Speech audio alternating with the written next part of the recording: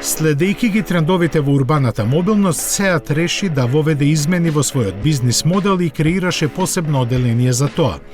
Неговата работа ќе биде развој на урбани возила од сите големини, па така после електричниот тротинет беше представен и исто таков скутер. Направен е во соработка со шпанската компанија Silence и ќе има автономија од 115 км.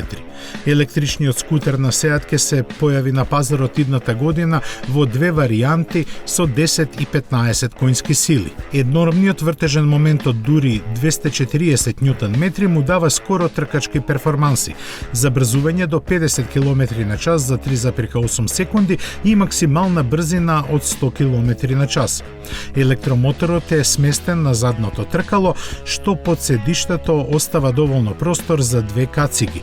Батеријата лесно се вади за да се наполни дома, а од Сеат наведуваат дека трошоците за струја нема да надминат 0,7 евра на 100 км. Истовремено е представена и новата генерација на електричниот тротинет, кој сега има автономија од 65 км и два независни системи за сопирање. Од него досега се продадени повеќе од 10.000 примероци. Како наредна задача на оделението за урбана мобилност на Сеат се наметнува лансирањето на електричниот 4-цикл Minimo, кој беше прикажан пролетва. Тоа е предвидено за крајот на 2021 или почетокот на 2022 година, но овој проект се уште чека на зелено светло.